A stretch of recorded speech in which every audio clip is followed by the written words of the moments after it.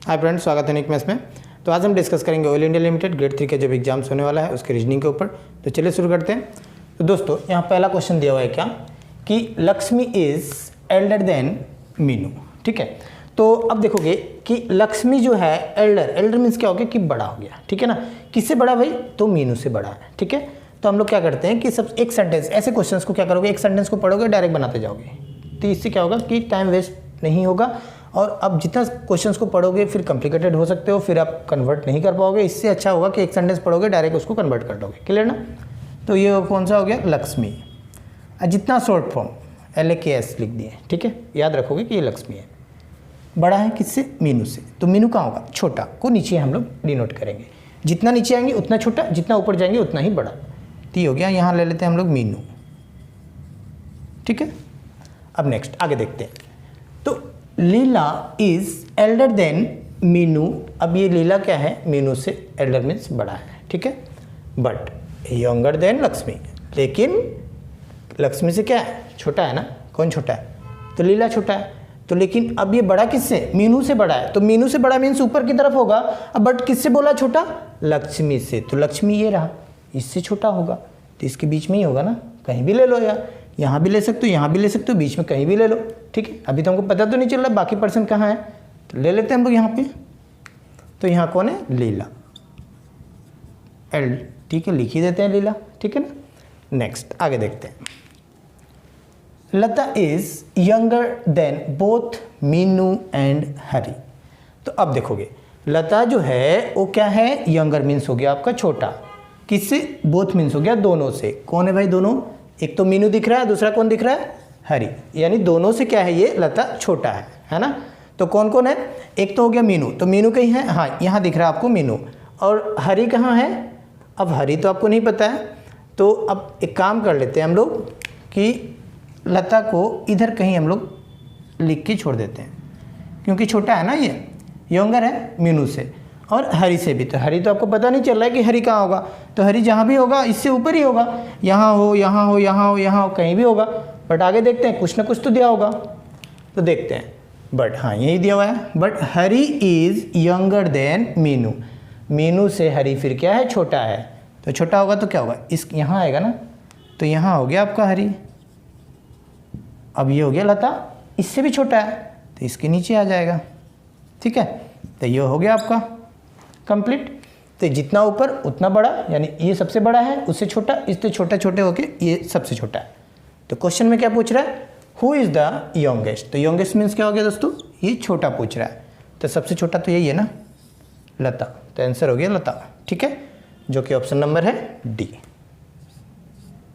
तो दोस्तों next question, question number 2। तो देखो क्वेश्चन नंबर 2 में दिया हुआ है ए प्लस मीन्स डिवाइडेड बाई। ठीक है, यानी प्लस का मतलब हो गया डिवाइड, या डिवाइड क्या करते हैं आपको पता ही है। ठीक है ना। तो नेक्स्ट देखते हैं। अब आगे दिया हुआ है क्या? ये माइनस का साइन दिख रहा है, इसका मीन्स हो गया एडेड टू, यानी प्लस करना है। एंड देन इनटू मीन्स है subtracted from, and then divide means दिया हुआ है मल्टीप्लाइड बाई।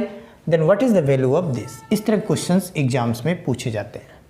ठीक है, सारे क्वेश्चंस मैं जो करवा रहा हूँ ये सारे क्वेश्चंस आए हुआ ही क्वेश्चंस है, और ऐसे क्वेश्चंस ही एग्जाम्स में आएंगे। तो अब इस तरह क्वेश्चंस अगर आए तो कैसे हम लोग करेंगे इसको सोल्व? तो सबसे पहले तो देखोगे कि यहाँ 24 है एंड देन डिवाइड। तो डिवाइड मीन्स क्या दिया हुआ है? मल्टीप्लाइड ना।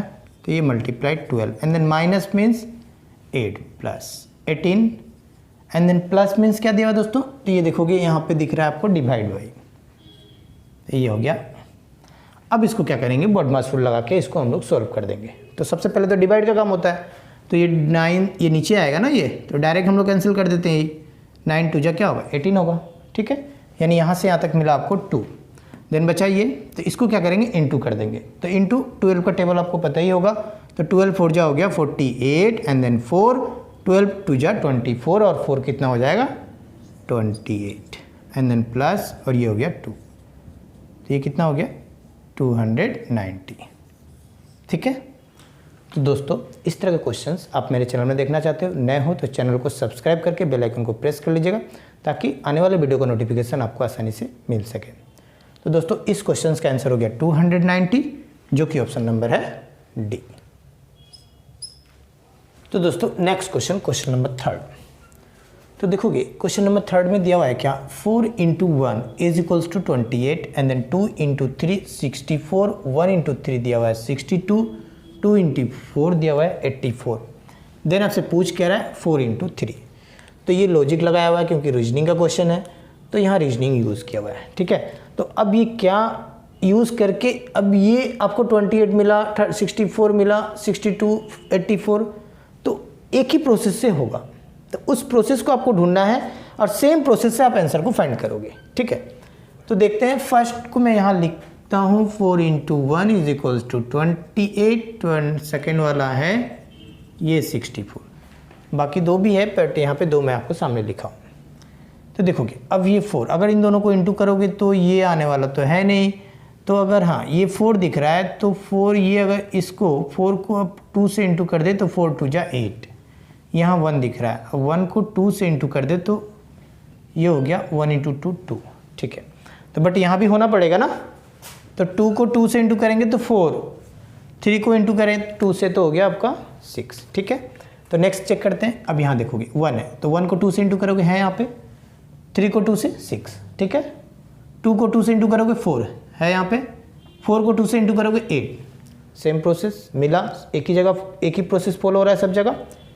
तो अब आपका क्वेश्चन है कि ये है 4 × 3, तो क्या करेंगे, 4 को पहले 2 से इंटू करेंगे, 4 2 जा 8, यहाँ नहीं लिखेंगे इधर लिखेंगे। ठीक है ना, 3 को 2 से इंटू करेंगे 6, ये हो गया आपका 68। क्लियर, तो इस क्वेश्चन का आंसर हो जाएगा ऑप्शन नंबर डी। ठीक है, तो नेक्स्ट क्वेश्चन को देखते हैं। तो दोस्तों देखोगे मिसिंग नंबर है ये, तो मिसिंग आपको कौन सा दिख रहा है, ये है ना क्वेश्चन मार्क, ये आपको फाइंड करना है। तो कैसे करोगे, तो अब ये देखोगे ये फाइंड करना है। तो सबसे पहले यहाँ देखोगे कि सारे नंबर्स को आप देख रहे हो, तो ये छोटा छोटा नंबर दिख रहा है, बाकी ये तो बड़ा बड़ा नंबर दिख रहा है ना। तो आपको फाइंड करना होगा इसी तरह से, इस एंगल से फाइंड करना होगा, क्योंकि इन दोनों का रिलेशन होके ये 210 आया है, इन दोनों का रिलेशन बन के 156 आया। तो इन दोनों के रिलेशन के साथ ये क्वेश्चन निकालेंगे, क्वेश्चन मार्क का वैल्यू। बट अब ये जो जिस प्रोसेस से आया है सेम एक ही प्रोसेस होना पड़ेगा, उसी प्रोसेस को हम लोग यहाँ भी फॉलो करेंगे। ठीक है, तो ये तो बड़ा नंबर दिख रहा है, यानी मल्टीप्लाई तो होगा, श्योर है। तो चलो एक काम करते हैं, 16 और 14 को हम लोग मल्टीप्लाई कर लेते हैं। ठीक है, तो दोस्तों 16 4 जा कितना हो गया, 64, 6, 16 × 1 करोगे तो 16 और 6 ऐड करोगे तो 22, यानी 224 मिला। बट चाहिए कितना था, 210 ना। तो अगर इस 14 को यहाँ से माइनस कर दें तो 0 1 2 210 आएगा ना। तो हुआ क्या कि इन दो को मल्टीप्लाई किए और इस वाले को हम माइनस किए, तो सेम प्रोसेस यहाँ भी फॉलो होना पड़ेगा, तभी जाके आंसर को हम लोग निकाल सकते हैं। तो 14 को 12 से इंटू करेंगे। ठीक है, तो 14 2 जा 28, 2 14 एंड देन 2 हो गया आपका 16, यानी 168 में कितने को माइनस करेंगे, 12 को। करते हैं, ये हो गया 6, ये हो गया आपका 5, ये हो गया 1, 156 है ना यहाँ पे। तो प्रोसेस पता चला, इन दोनों को मल्टीप्लाई एंड देन इस वाले को माइनस। तो दोस्तों 12 को 10 से इंटू करोगे तो कितना होगा, 120 ही होगा ना, जीरो लगा दोगे। एंड देन माइनस क्या करना है, ये 10 को ही माइनस करना है। तो 120 से 10 माइनस करोगे तो कितना होगा, 110 ही होगा ना। तो इस क्वेश्चन का आंसर हो जाएगा 110, जो कि ऑप्शन नंबर है सी। तो दोस्तों नेक्स्ट क्वेश्चन, क्वेश्चन नंबर 5, यहाँ दिया हुआ A and B is a married couple. तो दोस्तों ये ब्लड रिलेशन का क्वेश्चन है। तो जब भी ब्लड रिलेशन का क्वेश्चन आ जाए तो मेल कैंडिडेट हो तो उसके लिए हम लोग प्लस इंडिकेट करेंगे, और फीमेल हो तो हम लोग क्या करेंगे, माइनस। ठीक है, तो शुरू करते हैं। A and B is a married couple. Married couple means क्या हो गया दोस्तों, ये हस्बैंड वाइफ है। कौन है ये तो पता नहीं चल रहा ना आपको। ठीक है, तो हम लोग ऐसे छोड़ के रख देंगे, हस्बैंड वाइफ यहाँ पे लिख दिए। ए और बी क्या है, ये मैरिड कपल है। क्लियर, आगे देखते हैं। सी एंड डी आर ब्रदर्स, ये एक सेंटेंस कंप्लीट। तो सी और डी क्या है, ब्रदर्स है। तो इधर साइड में हम लोग क्या करते हैं, सी और इधर डी, दोनों ब्रदर्स हैं, दोनों यानी मेल है, प्लस लिख के छोड़ दिए। ठीक है, नेक्स्ट पॉइंट है कि सी इज द ब्रदर ऑफ ए। हाँ, अब देखोगे, अब सी का कनेक्शन किसके साथ है? ए के साथ। तो सी क्या है? ब्रदर है किसका? ए का। तो अब देखोगे, ये था ना सी वाला लाइन, ये था एक ही लाइन में है, तो ये आ गया यहाँ पे हो गया सी, एंड देन इधर ले लेते हैं हम लोग डी। तो ये ब्रदर, ये ब्रदर, ठीक है। C is the brother of A. Clear? अच्छा, अब आपसे पूछ क्या रहा है कि how is D related to B. अब ये जो डी है वो रिलेटेड होगा बी से कैसे, क्या कहलाएगा बी का। तो दोस्तों अब यहाँ ध्यान दोगे कि इस क्वेश्चन में अब आपका ए और बी, ये आपको ये पता नहीं है कि अब ये मेल है, न ये मेल है, न ये फीमेल है, न ये फीमेल है, बट कोई भी हो, पूछ किसकी रहा, हाउ इज डी, इसको रिलेट करना है ना, इसको रिलेट नहीं करना है, ठीक है, इसको रिलेट करना है किसके साथ? इसके साथ। तो ये कौन होगा? या तो इसका ये ब्रदर हो या फिर सिस्टर हो, कोई भी होगा। तो ये ब्रदर और सिस्टर का फिर ये क्या होगा? या तो ब्रदर होगा, तो ये फिर कौन होगा? इसका वाइफ होगा। अगर ये सिस्टर होगा तो फिर ये कौन होगा? हस्बैंड होगा। तो ये क्या कहलाएगा? अब ये ब्रदर का अब भाई, या फिर अब बोलोगे या फिर ये सिस्टर है तो सिस्टर का भाई, ये क्या होगा? ब्रदर इन लॉ ही होगा ना। तो इस क्वेश्चन का आंसर हो जाएगा ब्रदर इन लॉ, ठीक है। अगर इसी क्वेश्चंस में अगर आपसे पूछता कि how is B related to D, तब आंसर होता कैन नॉट बी डिटरमाइंड, ठीक है। वहाँ आंसर हम लोग फाइंड नहीं कर पाते। क्यों? क्योंकि बी का जेंडर आपको पता चल रहा है, नहीं पता चल रहा है ना, उस कंडीशन में आंसर होता कैन नॉट बी डिटरमाइंड, ठीक है ना। बट इस क्वेश्चन का आंसर हो जाएगा ब्रदर इन लॉ, जो कि ऑप्शन नंबर है फर्स्ट। तो दोस्तों नेक्स्ट क्वेश्चन नंबर 6, यहाँ दिया हुआ है क्या कि if the day before yesterday was Wednesday, when will Sunday be. तो संडे जो होगा वो कब होगा, ये आपसे पूछ रहा है।